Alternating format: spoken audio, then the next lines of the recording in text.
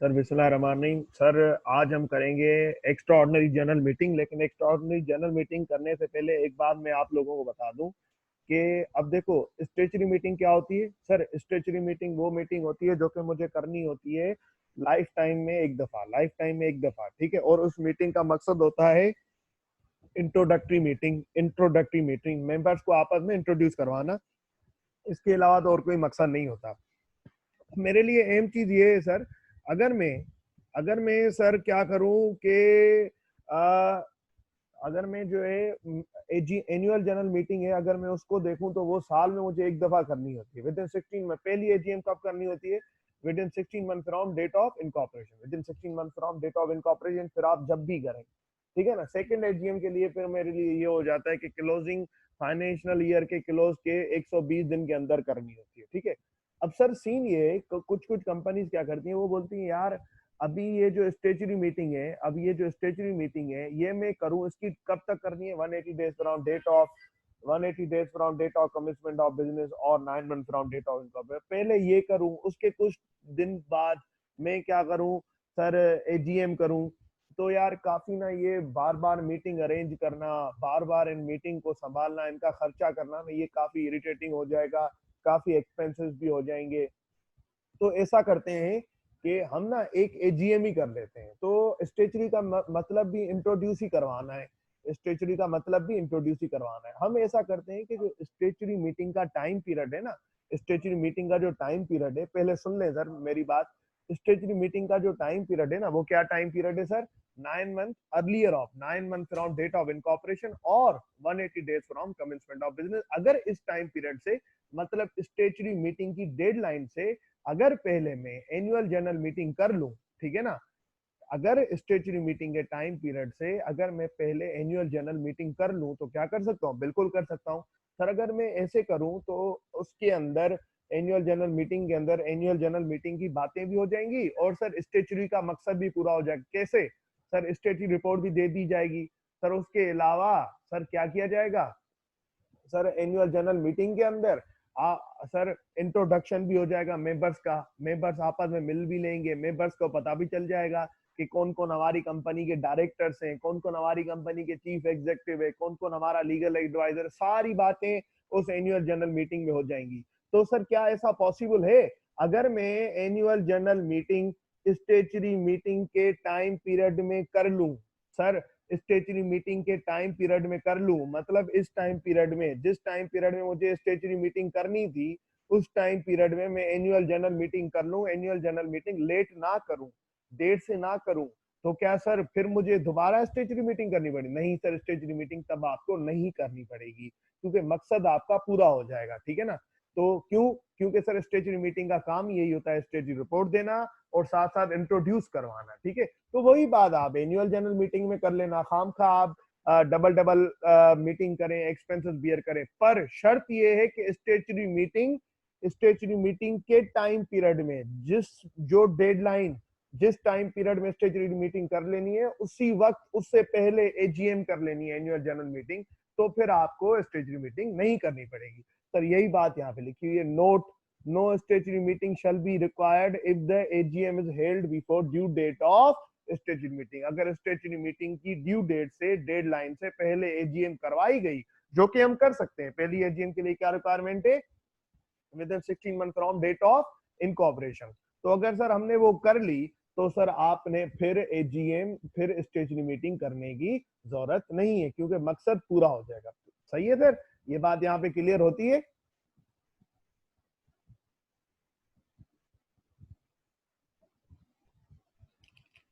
Sir आवाज अब सही आ रही है? सर किसने बोला एजीएम नहीं हो सकती? एजीएम की पहली रिक्वायरमेंट तो पढ़े, एजीएम की पहली रिक्वायरमेंट तो पढ़े। एजीएम का क्या मकसद है? एजीएम का मकसद है कि साल में एक दफा मीटिंग करना, साल में एक दफा मीटिंग करना, साल में एक दफा मीटिंग करना। अगर सर एनुअल जनरल मीटिंग, अगर एनुअल जनरल मीटिंग पहली जो मीटिंग है उसके लिए कहा गया, उसके लिए रिलैक्सेशन दी गई कि यार सर, सर रिलैक्सेशन दी गई पहली एनुअल जनरल मीटिंग के लिए। पहली पहली पॉइंट पढ़ो, timing, place and notice period में पहली पहली पॉइंट, उसके अंदर क्या लिखा हुआ है कि within 16 month from date of incorporation. आप कभी भी कर सकते हैं, जब दिल करे कर लो, 16 month from date of incorporation, आप कभी भी कर सकते हैं, जब दिल करे करो। अगर पर अब मेरी मर्जी है सर, मैं अगर उसको स्टेचुरी पीरियड के विद इन टाइम पीरियड में ड्यू डेट से पहले अगर एनुअल जनरल मीटिंग ऐसी मीटिंग है, सुनो सुनो, एनुअल जनरल मीटिंग ऐसी मीटिंग है जो किसी भी तौर पे तुम लोगों को करनी ही करनी है, क्या भी हो जाए। स्टेचुरी मीटिंग ऐसी मीटिंग है जो कि अगर अगर sir AGM annual general meeting अगर स्टेचुरी मीटिंग के ड्यू डेट से पहले करवाई गई, स्टेचुरी मीटिंग की ड्यू डेट क्या है, 9 month from date of incorporation और 180 days from date of commitment of business, इन दोनों में से जो अर्लियर होगा वो ड्यू डेट होगी, डेडलाइन होगी, उस तारीख तक तुम्हें स्टेचुरी मीटिंग करनी। लेकिन अगर उस तारीख से पहले मैंने एजीएम कर ली तो फिर तुम्हें स्टेचुरी मीटिंग करने की जरूरत नहीं है सर, फिर तुम्हें स्टेचुरी मीटिंग करने की जरूरत नहीं। लेकिन अगर उस तारीख तक तुमने एजीएम नहीं की तो फिर तुम्हें स्टेचुरी मीटिंग जरूर करनी पड़ेगी सर। फिर स्टेचुरी मीटिंग कर ली तो क्या फिर एनुअल जनरल मीटिंग भी करनी पड़ेगी? बेटा एनुअल जनरल मीटिंग तो हर हाल में करनी है, स्टेचुरी मीटिंग भी हर हाल में करनी है। लेकिन पर अगर annual general meeting statutory meeting से पहले करवा लेते हो, तुम उसके ड्यू डेट से पहले करवा लेते हो, तो फिर तुम्हें स्टेचुरी मीटिंग की सर जरूरत नहीं पड़ेगी। ठीक है सर, स्टेचुरी मीटिंग कंपनी की लाइफ में एक बार होना जरूरी है, बिल्कुल होना जरूरी है। लेकिन उसका मकसद क्या है स्टेचुरी मीटिंग का? सर स्टेचुरी मीटिंग का मकसद क्या है? ये मकसद है कि इंट्रोड्यूस करवाना। लेकिन अगर स्टेचुरी मीटिंग से पहले मैंने स्टेचुरी मीटिंग कब तक करनी थी? लेट सपोज 21 अप्रैल तक करनी थी, 21 अप्रैल से पहले मैंने एनुअल जनरल मीटिंग करवा ली। एनुअल जनरल मीटिंग करवा सकता हूँ ना मैं? पहली एनुअल जनरल मीटिंग की क्या रिक्वायरमेंट है? आप इनकॉर्पोरेशन के 16 मंथ तक जब चाहो जब दिल करे करवा सकते हो। अब स्टेचुरी मीटिंग करवाने से पहले मैंने एनुअल जनरल मीटिंग करवा ली, तो क्या फिर मुझे स्टेचुरी करवाने की जरूरत है? फिर क्या स्टेचुरी करवाने की तुक बनता है? तो ये तो यहाँ पे लॉ इनएफिशिएंट हो जाता ना। फिर सभी कह रहे होते यार अब हमने एजीएम करवा ली, सब लोगों ने एक दूसरे को देख लिया, सब लोगों ने एक दूसरे की शक्ल देख ली, तो सर फिर हम स्टेचुरी क्यों करवाएं? तो लॉ ने जब भी कहा कि अगर तुम एजीएम स्टेचुरी मीटिंग से पहले करवा लेते हो तो इंट्रोडक्शन हो गया, बात खत्म हो गई। उसमें दे देना फाइनेंशियल ओवरव्यू अपनी कंपनी का, बता देना डायरेक्टर्स कौन कौन है, सही है ना? तो इस तरीके से आपके कंपनी सेक्रेटरी कौन है, लीगल एडवाइजर कौन है, ऑडिटर कौन है, स्टेचुरी रिपोर्ट दे देना, ठीक है ना? तो सर उसी तरह मेंबर्स कौन है तो उसमें बता देना। तो बार बार दोबारा मीटिंग करने की क्या जरूरत है? अब इतने एक्सपेंसिव लग रहे हैं। अगर स्टेचुरी मीटिंग, दोबारा बता रहा हूं, अगर स्टेचुरी मीटिंग के ड्यू डेट से पहले एजीएम करवा ली तो फिर स्टेचुरी मीटिंग करवाने की जरूरत नहीं, पर अगर नहीं करवाई तो फिर स्टेचुरी मीटिंग करवानी है। और सर फिर क्या एजीएम होगी? एजीएम तो बेटा हर हाल में, क्या भी हो जाए, कुछ भी हो जाए। पहली एजीएम की requirement within 16 month from date of incorporation है। सब्सिक्वेंट एजीएम की requirement sir after within 120 days after year end, या within 120 days within sir within 120 days from date of closure of financial year end. आपकी company का जो year and हो रहा है उससे count करना शुरू करो। सर कोई भी ईयर एंड, 31 दिसंबर ईयर एंड लो, या सर 30 जून ईयर एंड लो, या भले 30 सितंबर लो, सर कोई भी ले लो, ठीक है ना? उससे 120 दिन के अंदर तुम लोगों ने कर लेनी है, ठीक है? तो ये हिसाब किताब है सर। सर बात अब आगे अच्छा एक और बात मुझे तुम लोगों को समझानी थी। एक बात ये समझानी थी कि मैंने आप लोगों को,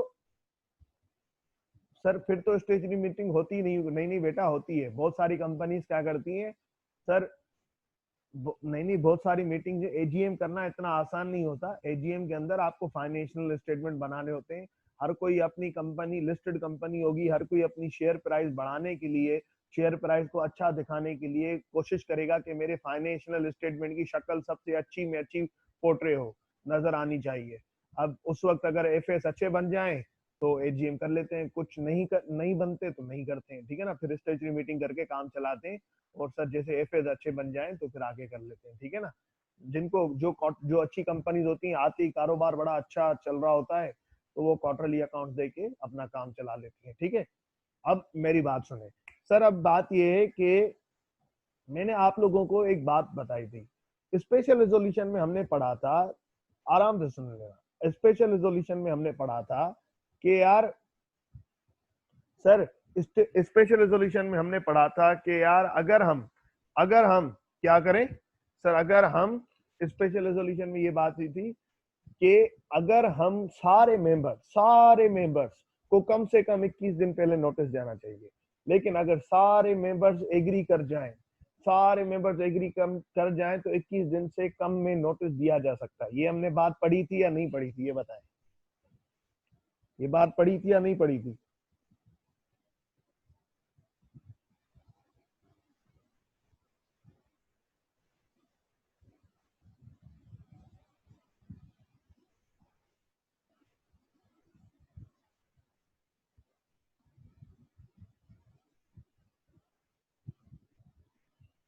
ठीक है ना?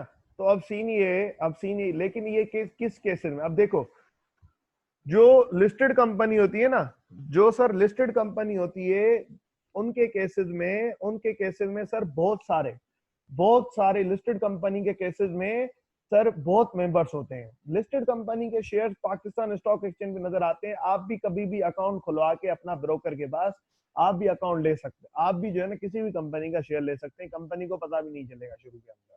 तो लिस्टेड कंपनी का पता नहीं कौन कौन शेयर होल्डर होता है, उनको शुरू में ना पता ही नहीं होता। लेकिन पब्लिक अनलिस्टेड कंपनी को, और सर जो पब्लिक कंपनी जो होती है, जो अनलिस्टेड कंपनी होती है, उनके शेयर होल्डर बिल्कुल ही कम होते हैं सर। प्राइवेट कंपनी के जो शेयर होल्डर होते हैं वो बिल्कुल ही कम होते हैं। तो ये जो बात है ना कि 21 दिन से कम का नोटिस दिया जा सकता है, सर 21 दिन से जो कम का नोटिस दिया जा सकता है, ये किसके लिए बात है? अगर मेंबर्स एग्री हो जाएं सारे तो 21 दिन में से कम नोटिस दिया जा सकता है। ये बताओ, मेंबर्स एग्री सिर्फ और सिर्फ कौन से केसेस में हो सकते हैं? सर प्राइवेट कंपनी के केसेस में हो सकते हैं, क्योंकि आपके मेंबर थोड़े से होते हैं, 50 से कम होते हैं। आप उनसे बात करके सर 21 दिन से कम का नोटिस में एग्री करवा सकते हैं।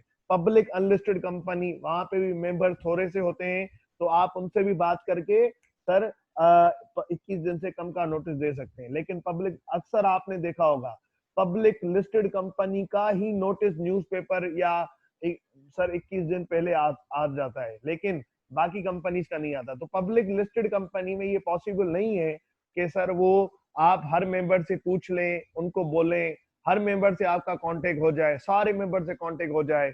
तो वहां पे ना मेंबर्स काफी ज्यादा होते हैं। पर्ल कॉन्टिनेंटल का पूरा हॉल, इतना बड़ा हॉल सर जहाँ पे सेरेमनीज या शादी वगैरह हो रही होती है, सर 2-2 हॉल बुक हो जाते हैं, फिर भी मेंबर्स पूरे नहीं पड़ रहे होते पब्लिक लिस्टेड कंपनी के सर मीटिंग के अंदर। तो वहां पे ना ये पॉसिबल नहीं होता है। ठीक है सर, वहां पे ये पॉसिबल नहीं होता है। तो ये याद रखना, पेपर के अंदर अगर आ जाए, ये एमसीक्यू आ जाए कि 21 दिन का नोटिस जो है वो अगर कम कम मतलब वैसे तो सबको देना होता है नोटिस 21 दिन का, एटलीस्ट 21 दिन का, लेकिन अगर कम वक्त का नोटिस, 21 दिन से कम वक्त का नोटिस दिया जाए तो क्या पब्लिक लिस्टेड कंपनी के केस में दिया जा सकता है? आप बोलोगे नहीं, ठीक है ना। या पूछा जाए कौन सी कंपनी के केसेस में दिया जा सकता है, इस तरीके से एमसीक्यू बने कि पब्लिक सर 21 दिन से कम का नोटिस कौन से कंपनी के केसेस में दिया जा सकता है अगर मेंबर सारे एग्री करें। ए में हो प्राइवेट कंपनी, बी में हो पब्लिक अनलिस्टेड कंपनी, सी में हो पब्लिक लिस्टेड कंपनी, और डी में हो ए एंड बी। तो क्या जवाब होगा? सर बिल्कुल डी होगा। ठीक है, ऑप्शन डी। इसी तरीके से ना, तो इस तरीके के एमसीक्यूज बन सकते हैं, ध्यान रखिएगा। ठीक है सर, अगर मैं अब आगे बढ़ूं, आज हम करेंगे एक्स्ट्राऑर्डिनरी जनरल मीटिंग। अब देखो, सर, वैसे कंपनी को चला कौन रहा होता है मेरे भाइयों? सर कंपनी को चला रहा होता है, सर 2 मिनट दे दें मुझे सर। अब बात ये है कि आज हम करेंगे एक्स्ट्राऑर्डिनरी जनरल मीटिंग। अब देखो, एक्स्ट्राऑर्डिनरी जनरल मीटिंग होती क्या है? कंपनी को चला रहे होते हैं सर, अल्लाह आपका भला करे, बोर्ड ऑफ डायरेक्टर्स। तो कंपनी को बोर्ड ऑफ डायरेक्टर चला रहे होते हैं। अब एक मीटिंग तो हो जाती है स्ट्रेजरी मीटिंग, वो तो जिंदगी में एक दफा हुई, जान छूट गई। उसके बाद कम डायरेक्टर्स मेंबर से कब कब मिलते हैं सर? एनुअल जनरल मीटिंग के अंदर हर साल मिल रहे होते हैं। डायरेक्टर मेंबर से कब कब मिलते हैं? एनुअल जनरल मीटिंग के अंदर हर साल एनुअली मिल रहे होते हैं। अब सोचें सर, अब सर बात ये है कि अगर लॉ ने जैसे किसी कंपनी ने क्या करना है, मेमोरेंडम ऑफ एसोसिएशन में अल्ट्रेशन करनी है, आर्टिकल्स ऑफ एसोसिएशन में अल्ट्रेशन करनी है। अब उसको अल्टरेशन करने के लिए क्या चाहिए होगा, स्पेशल रेजोल्यूशन। स्पेशल रेजोल्यूशन कैसे पास होता है, मेंबर के अप्रूवल से, या कोई भी ऐसा रेजोल्यूशन चाहिए हो जिसके अंदर मेंबर का अप्रूवल चाहिए हो, कोई भी ऐसा रेजोल्यूशन, नॉर्मल रेजोल्यूशन, मेंबर का अप्रूवल बस चाहिए हो, कोई भी अच्छा, कोई भी इस तरीके का कॉन्ट्रैक्ट हो या कोई भी इस तरीके की बात हो जिसके अंदर सर जैसे कि कोई मेजर स्टेक होल्डर होता है, वो आपसे कॉन्ट्रैक्ट करने जा रहा है और लॉ कहता है कि आपको ना इसके लिए मेंबर का अप्रूवल चाहिए, या सर इस तरीके की बात हो कि आपको डायरेक्टर को रिमूव करना हो तो मेंबर का अप्रूवल चाहिए। तो अगर कोई भी ऐसी बात हो तो क्या हर साल में एजीएम का इंतजार करूंगा, हर साल में सर एनुअल जनरल मीटिंग का इंतजार करूंगा मेंबर का अप्रूवल लेने के लिए? नहीं सर।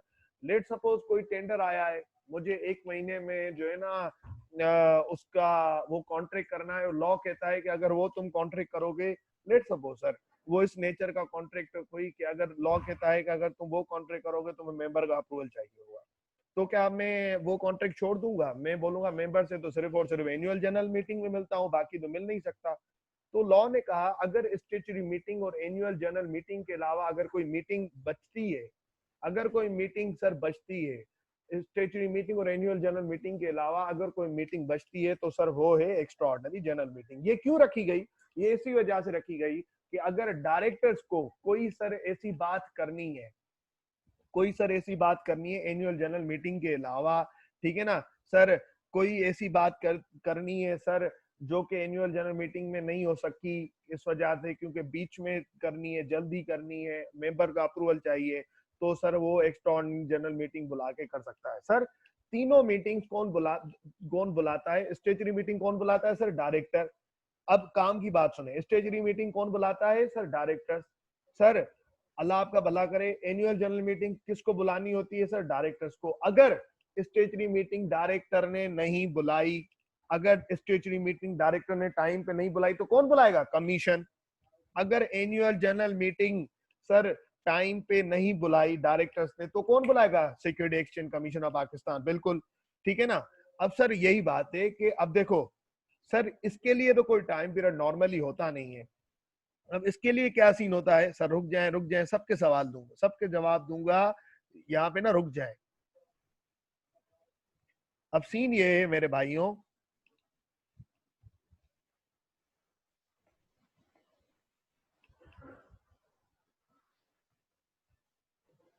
सीन ये, अब देखो होता ये इसके अंदर कि जब डायरेक्टर्स को काम हो, जब डायरेक्टर्स को काम हो, ठीक है ना, तो डायरेक्टर मीटिंग बुलाते हैं। जब डायरेक्टर्स को काम हो तो डायरेक्टर्स मीटिंग बुलाते हैं। वो डायरेक्टर्स कहते हैं यार के ना मीटिंग उन्होंने बुला ली और सर उन्होंने मतलब ये भी इसी तरीके से मीटिंग बुलाई जाती है। किस तरीके से? नोटिस देके। नोटिस सर कितने दिन पहले? सर नोटिस 21 दिन पहले। नोटिस कितने दिन पहले? At least 21 days before date of meeting.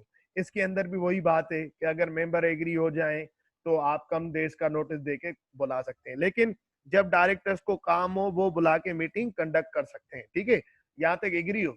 अब कभी कभी क्या होता है, कभी कभी क्या होता है सर, यहाँ पे मेंबर जो है ना, मेंबर एक मेंबर दूसरे मेंबर से मिलने जाते हैं। मेंबर्स ना आपस में डिस्कशन करना चाहते हैं, जैसे कि मेंबर डायरेक्टर की परफॉर्मेंस से खुश नहीं है, मेंबर को कोई और बात करनी है, मेंबर्स को आपस में मेंबर्स से मिलना है, एक कंपनी के मेंबर्स को आपस में मेंबर से मिलना है।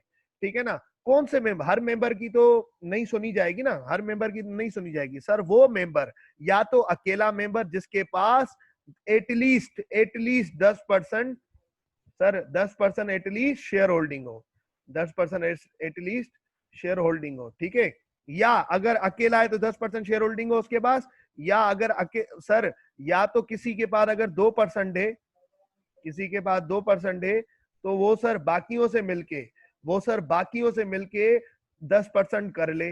बाकी बंदे अपने साथ करके, मतलब किसी और को साथ करके, मिस्टर ए को, मिस्टर बी को, मतलब जिनकी सर 2%, 3%, 4% मिला के एग्रीगेट 10% करके कर लें। और सर अगर मेंबर्स को किसी ये क्यों सर, ये वो वाहिद मीटिंग है, ये वो वाहिद मीटिंग है सर, यहाँ पे दोबारा सुन ले, दोबारा समझा रहा हूं। Annual general meeting director call करेंगे सर, उसके अलावा statutory meeting sir director call करेंगे। सर ईओजीएम डायरेक्टर भी कॉल कर सकते हैं, सर मेंबर भी कॉल कर सकते हैं। डायरेक्टर को अगर मेंबर से मिलना हो जब कॉल करेंगे, मेंबर को अगर मेंबर से मिलना हो या मेंबर को अगर डायरेक्टर से मिलना है, मेंबर को मेंबर से मिलना हो या मेंबर को डायरेक्टर से मिलना हो, तो सर मेंबर भी कॉल कर सकते हैं। लेकिन वो मेंबर्स जिनके पास कम से कम 10% शेयर होल्डिंग हो, या तो अकेले के पास या तो सर एग्रीगेट हो गए बाकी मेंबर के साथ मिलके 10% शेयर होल्डिंग होनी चाहिए, जब मीटिंग कॉल की जा सकती है। अब होगा क्या मेरे भाइयों, अब होगा क्या सर, लेट सपोज डायरेक्टर ने अगर कॉल करनी है तो वो तो नॉर्मली कॉल करेगा जिस तरीके से हम एजीएम और स्टेजरी मीटिंग में पढ़ के आए। सर वो 21 दिन नोटिस पहले दे देगा और ये सारे हॉल वगैरह खाना वाना अरेंज करना वो सब उसका काम होगा, ठीक है ना, वो कर लेगा। लेकिन अगर सर किसी मेंबर को कॉल करवानी है तो क्या करेगा सर, मेंबर देगा सर, मेंबर एप्लीकेशन लिखेगा किसको, कंपनी को एप्लीकेशन लिखेगा, कंपनी हमें मीटिंग कॉल करवा के दो, कंपनी हमें मीटिंग कॉल करवा के दो, ठीक है ना, और हमें ना बाकी कुछ बातें करनी है या इस तरीके से ना मिलना है, ठीक है। अब होगा क्या, जब ये कहा जाएगा ना, जब ये कहा जाएगा, ठीक है सर, अब होगा क्या, जब ये कहा जाएगा ना तो डायरेक्टर्स को कितने दिन में मीटिंग बुलानी चाहिए, ठीक है ना। अब ये कंपनी ने बोला तो सर अब डायरेक्टर्स को मीटिंग बुलानी चाहिए, सर फिर डायरेक्टर किस तरीके से बुलाएंगे, क्या ये मीटिंग बुलाना कोई अलग तरीका होगा, नहीं बेटा, मेंबर ने एप्लीकेशन लिखी, मेंबर बन गया रिक्वेजनिस्ट,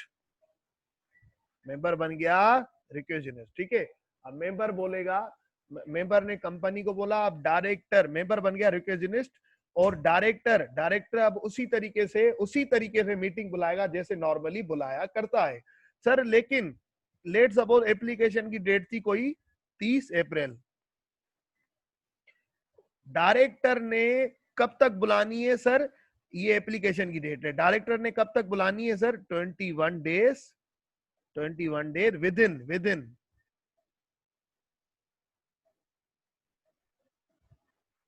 within 21 days from date of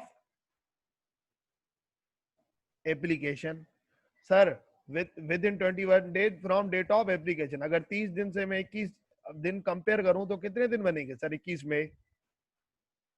तो डायरेक्टर ने 21 मई तक बुलानी है, ठीक है। अब सीन ये होगा सर, अगर डायरेक्टर ने 21 मई तक नहीं बुलाई, डायरेक्टर ने 21 मई तक बुलानी है मीटिंग, अगर डायरेक्टर ने लेट सपोज ये 21 मई तक नहीं बुलाई तो क्या होगा, तो लॉ ने कहा अगर तुम रिक्वेजनिस्ट, अगर तुम मेंबर हो, अगर तुम लोग मेंबर के लिए ये पॉसिबल है कि तुम लोग क्या करो सर, अगर तुम लोग ये रिक्वेजनिस्ट को लॉ ने कहा, अब देखो लेट सपोज डायरेक्टर ने अगर 21 दिन के अंदर बुला ली, 21 मई तक या within 21 days meeting call कर ली, तो सर बात ही खत्म हो गई। लेकिन लेट सपोज अगर डायरेक्टर्स ने 21 दिन में कॉल नहीं की तो फिर क्या होगा, तो दो बातें होंगी। तो सर फिर मेंबर्स को कहा गया, मेंबर्स अगर तुम बुला सकते हो मीटिंग खुद से तो तुम बुला लो, अगर तुम बुला सकते हो मीटिंग तो तुम बुला लो। सर फिर ये कैसे बुलाएंगे सर, अगर ये बुला सकते हैं, अब कुछ होते हैं मेजर मेंबर्स, अब ये मेंबर आएगा अगर कंपनी से कोई भी इंफॉर्मेशन ले, मेंबर रजिस्टर ही बड़ा इंपॉर्टेंट होता है। मेंबर रजिस्टर ले लेगा तो कम से कम 21 दिन पहले नोटिस भी दे देगा। ये मेंबर रजिस्टर ले लेगा तो मेंबर रजिस्टर में क्या मिलेगा, मेंबर के नाम मिलेंगे, मेंबर के एनआईसी नंबर मिलेगा, मेंबर के सर रजिस्टर एड्रेस मिल जाएंगे, ईमेल आईडीज या इस तरीके से मिल जाएंगे। तो ये 21 दिन पहले उनको नोटिस देके बुला सकता है। और सर इसने अगर कोई भी खर्चा वगैरह किया, जैसे सर इसने इंडस होटल का सर हॉल वगैरह बुक किया या कोई भी खाना वगैरह कुछ भी करवाया, तो ये सारे खर्चे जो मेंबर ने मीटिंग करवाने के लिए किए, सर जो मीटिंग करवाने के लिए मेंबर ने किए, ये कौन बियर करेगी? ये फिलहाल तो मेंबर ने बियर किया, फिलहाल तो मेंबर ने इनकर किया या बियर किया, ठीक है ना, इनकर किया या बियर किया। लेकिन इस मेंबर गरीब को रेम्बर्स कौन करेगा? मेंबर गरीब को रिटर्न रेम्बर्स कौन करेगा? सर कंपनी करेगी, कंपनी करेगी। और कंपनी कंपनी किसके में से काटेगी? कंपनी काटेगी डायरेक्टर की सैलरी में से, कंपनी काटेगी डायरेक्टर की सैलरी में से। जिस डायरेक्टर ने डिफॉल्ट किया, जिस पहला काम, प्रिलिमिनरी काम किसका था? प्रिलिमिनरी ड्यूटी किसकी थी? मीटिंग बुलाना। सर इसकी डायरेक्टर की ड्यूटी थी बुलाना, डायरेक्टर ने नहीं बुलाई 21 दिन के अंदर, 21 दिन के अंदर, तो फिर किसको बुलानी पड़ गई? मेंबर को बुलानी पड़ गई। किसको बुलानी पड़ गई? मेंबर को बुलानी पड़ गई। अगर मेंबर बुला सकता है, अगर उसके अंदर ताकत है, अगर वो बुला सकता है तो बुलाए, ठीक है ना। वो भी जो ये भी जो मीटिंग बुलाएगा ना, तो उसकी भी वही अहमियत होगी जो डायरेक्टर अगर बुलाता, जो डायरेक्टर अगर बुलाता तो इसकी भी वही अहमियत होती। अगर अगर सर मेंबर बुलाएगा, जो भी खर्चे करेगा, इसको भी ये भी उसी तरीके से नोटिस वगैरह सेंड करेगा, जो भी खर्चे करेगा मीटिंग के लिए, खाना करना, अरेंजमेंट करना, जो भी, तो वो जो भी ये इनकर करेगा इसको रिटर्न करेगी कंपनी, और कंपनी काट देगी जिस डायरेक्टर की वजह से इस मेंबर को खर्चा करना पड़ा। शुरू में जिम्मेदारी ड्यूटी किसकी है? मीटिंग बुलाना, इस डायरेक्टर की, ठीक है। सर लेकिन मेंबर को कितने दिन में बुलानी है? सर मेंबर को बुलानी है within 90 days, within 90 days. Sir within 90 days कहां से कहां से? सर अभी बताते हैं आपको। Sir within 90 days, sir within 90 days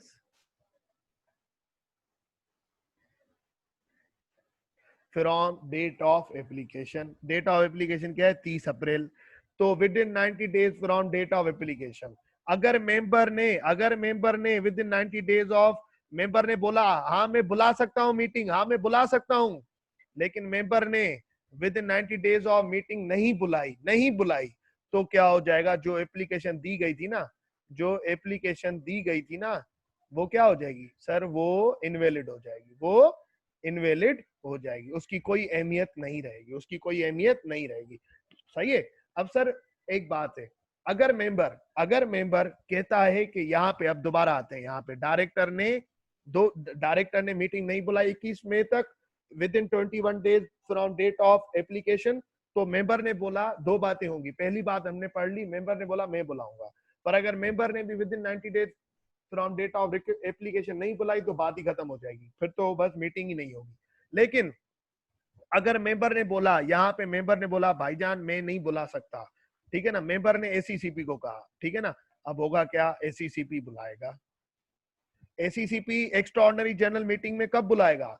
एसीसीपी extraordinary general meeting में जब बुलाएगा। एसीसीपी, एक बात सुनो, एसीसीपी कब कब बुलाता है meeting?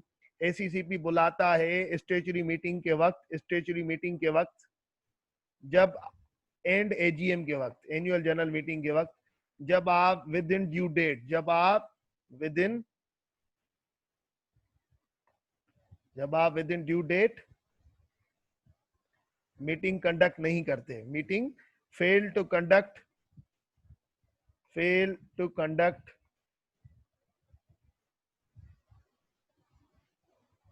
Meeting within due date. पर अगर दूसरा केस, पर ईओजीएम के केस में कब बुलाएगी? जब मेंबर ने रिक्वेस्ट की, जब मेंबर ने रिक्वेस्ट की, जब मेंबर ने रिक्वेस्ट की और डायरेक्टर ने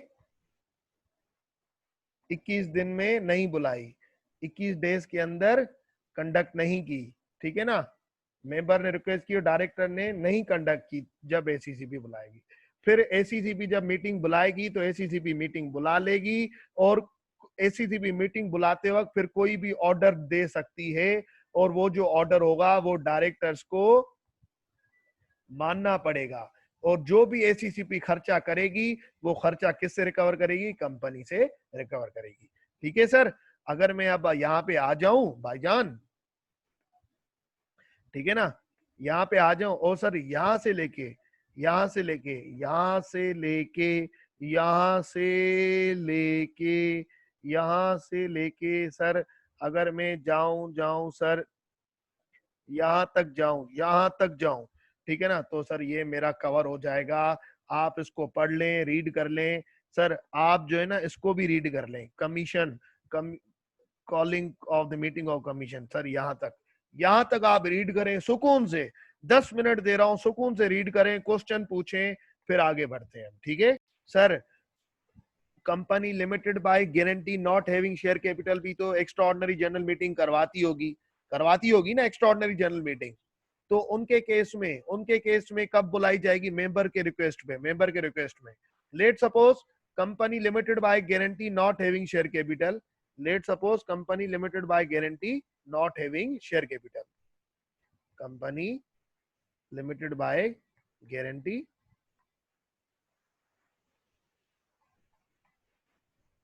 हैविंग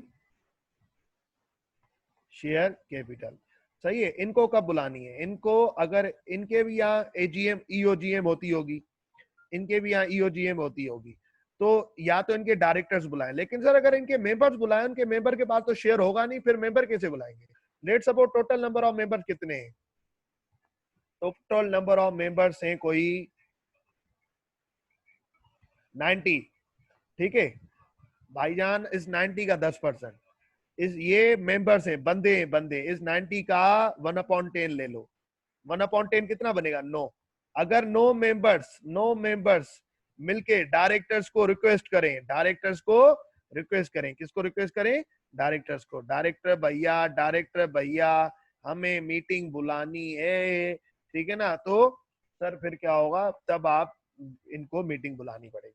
लेकिन अगर वो मेंबर अगर sir company having share capital है,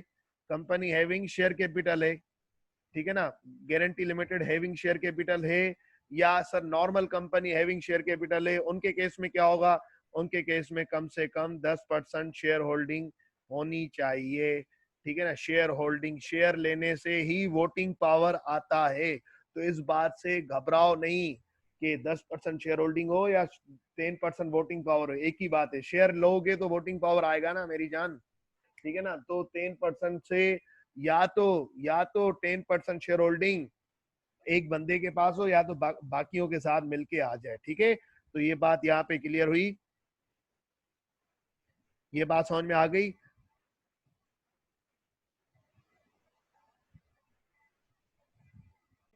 सर ये नोटिस की बात मैं बता चुका हूं। नोटिस के लिए मैं आप लोगों को ना सर मैं नोटिस के लिए आपको बता चुका हूं। जो भी नोटिस मीटिंग होगी सर, उसका नोटिस, जो भी मीटिंग होगी उसका जो नोटिस होगा कम से कम 21 दिन पहले दिया जाएगा। सर नोटिस दिया कैसे जाएगा? सर या तो ईमेल में दिया जाएगा, ठीक है ना, ईमेल के थ्रू दिया जाए, या व्हाट्सएप करवाया जाए। इलेक्ट्रॉनिक मोड का है, लॉ ने कहा इलेक्ट्रॉनिक वोट मोड का, लॉ ने ना वर्ड इस्तेमाल किया। इलेक्ट्रॉनिक मोड के अंदर क्या क्या आ जाता है सर? ईमेल कर दिया आपने व्हाट्सएप कर दिया, किसी भी तरीके से ना आपने उनको पीडीएफ फॉर्म में भेज दिया। या दूसरी चीज, आप उनको क्या करें? कोरियर कर दें। कोरियर कहाँ करें सर? जो उन्होंने एड्रेस आपके पास लिखवाई है ना मेंबर बनते वक्त, सर शेयर लेते वक्त अकाउंट होता है, उसके अंदर एड्रेस आ रही होती है, उस एड्रेस पे आप कोरियर कर दें, बात क्लियर हो जाएगी, ठीक है सर। नोटिस के अंदर होती क्या है? सर नोटिस के अंदर सीन क्या होता है भाईजान? नोटिस के अंदर ये हिसाब किताब होता है कि आप क्या करते हो। अब ना नोटिस मेंबर को तो जाएगा ही जाएगा, नोटिस जाएगा ऑडिटर को भी, कंपनी के ऑडिटर। नोटिस के अंदर होता क्या? नोटिस के अंदर ये होता है कि हम मीटिंग के अंदर भाईजान, मीटिंग होने वाली है, कौन सी होने वाली है? स्टेचुरी मीटिंग होने वाली है सर, एजीएम होने वाली है, या ईओजीएम होने वाली है, वो बताओ। दूसरी चीज, कौन सी जगह पे मीटिंग होने वाली है? प्लेस बताओ, ठीक है। टाइम बताओ, कौन से टाइम होने वाली? सुबह 9 बजे होने वाली है, पर्ल कॉन्टिनेंटल में होने वाली है, ठीक है। अगर कोई रेजोल्यूशन पास होने वाला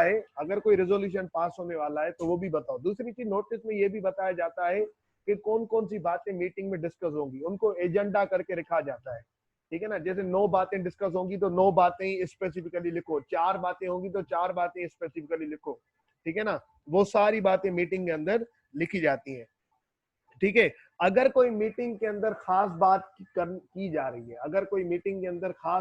जा रही है, तो तो वो बात भी स्पेशली लिखो। अगर कोई मीटिंग में कोई खास बात की करने जा रहे हैं आप, कोई स्पेशल बिजनेस की बात आप करने जा रहे हैं, सर स्पेशल बिजनेस क्या है वो भी बताऊंगा बेटा। अगर नोटिस जो नॉर्मली जा रहा होता है वो ऑर्डिनरी बिजनेस के लिए जाता है सर, स्पेशल बिजनेस के लिए नहीं जाता। लेकिन अगर स्पेशल बिजनेस के लिए जा रहा है तो सर हमेशा अगर कोई खास बात करने जा रहे हैं आप, तो उस खास बात को भी स्पेसिफिकली मेंशन करेंगे। उस खास बात की स्टेटमेंट ऑफ मटेरियल फैक्ट्स, मतलब उस खास बात के फायदे क्या है, नुकसान क्या है, ये हम क्यों करने जा रहे हैं, वो सब कुछ आप बताएंगे। सर इस ऑर्डिनरी बिजनेस क्या होता है, देखो लॉ ने ना, देखो दो तरीके के बिजनेस जो मीटिंग के अंदर डिस्कस किए जाते हैं, एक होता है ऑर्डिनरी बिजनेस, एक होता है स्पेशल बिजनेस। सर लॉ ने ना ऑर्डिनरी बिजनेस की डेफिनेशन बताई, स्पेशल बिजनेस की नहीं बताई। ऑर्डिनरी बिजनेस वो होता है जो कि मैं काम कर रहा हूं, जो कि मीटिंग के अंदर मैं नॉर्मली बातें करता हूं। मीटिंग के अंदर आप नॉर्मली क्या बातें करते हैं, अभी तक हम क्या पढ़ के आए सर? मीटिंग के अंदर नॉर्मली मैं ये बात करता हूं कि भाई फाइनेंशियल स्टेटमेंट का अप्रूव करना, ठीक है ना, director director report, audit report देखना, फाइनेंशियल स्टेटमेंट देखना, डायरेक्टर रिपोर्ट देखना, ऑडिट रिपोर्ट देखना, ठीक है ना। उसके अलावा डिविडेंड को अप्रूव करना या रिजेक्ट करना, ऑडिटर को अपॉइंट करना, सिलेक्ट करना, उनकी तनख्वाह जो उनकी फी वगैरह वो सिलेक्ट करना, डायरेक्टर्स को अपॉइंट करना या रिमूव करना, ठीक है ना, यही बातें होती है। लेकिन इन चार बातों के अलावा ये चारों नॉर्मल बिजनेस है, ये चारों ऑर्डिनरी बिजनेस। अगर इन चार बातों के अलावा हमेशा हमेशा ये चारों क्या है सर, ये चारों ऑर्डिनरी बिजनेस है। अगर इन चार बातों के अलावा कोई भी बात की जाएगी नोटिस में, तो उसको क्या समझा जाएगा, उसको समझा जाएगा स्पेशल बिजनेस। स्पेशल बिजनेस की लॉ ने डायरेक्ट डेफिनेशन नहीं बताई कि स्पेशल डेफिनेशन क्या है। स्पेशल बिजनेस की लॉ ने डायरेक्ट डेफिनेशन नहीं बताई। लॉ ने वह स्पेशल बिजनेस की इस तरीके से डेफिनेशन बताई कि यार ये चार बातें ऑर्डिनरी बिजनेस है, अगर इन चार बातों के अलावा अगर कोई बात है तो वो स्पेशल बिजनेस है। मतलब एक तरीके से सारी बातें स्पेशल बिजनेस है, ये चार हटा दो, ये चार जो है ये ऑर्डिनरी है, अगर इन चार के अलावा अगर कोई बात है तो वो स्पेशल बिजनेस है। तो अगर नोटिस के अंदर जो नोटिस ऑफ द मीटिंग दिया जा रहा है, अगर नोटिस के अंदर सर, अगर नोटिस के अंदर आप इन चार बातों के अलावा अगर कोई बात कर रहे हो तो सर उसको स्पेशल बिजनेस कहा जाएगा, ठीक है, उसको क्या कहा जाएगा, स्पेशल बिजनेस। तो सर हमेशा हमेशा जब भी स्पेशल बिजनेस की बात की जाएगी मीटिंग के अंदर, तो सर तो अगर इन चार बातों के अलावा कोई भी बात की जाएगी मीटिंग के अंदर, तो हमेशा स्टेटमेंट ऑफ मटेरियल फैक्ट्स लगाई जाएगी। नोटिस के था स्टेटमेंट ऑफ मटेरियल फैक्ट्स क्या है सर, आपने जो बात की है, जैसे कि क्या बात हो सकती है, लेट सपोज हमने कोई कॉन्ट्रैक्ट करना है, आपकी उसमें अप्रूवल चाहिए। हमारा एक कॉन्ट्रैक्ट चल रहा है, हम उसको मॉडिफाई करना चाहते हैं, चेंज करना चाहते हैं, आपकी अप्रूवल चाहिए। तो फिर बताना पड़ेगा हम किस तरीके से चेंज करेंगे, इस चेंज करने से क्या फायदा होगा, कितना खर्चा आएगा, क्या नुकसान होगा, वो सारी बातें हमें A to Z हमें बतानी पड़ेंगी, फायदे नुकसान सब कुछ। सर आप जो है ना, अब इसको नोटिस ऑफ द मीटिंग को यहां से लेके सर यहां तक पढ़ लें, तो फिर हम आगे बढ़ते हैं।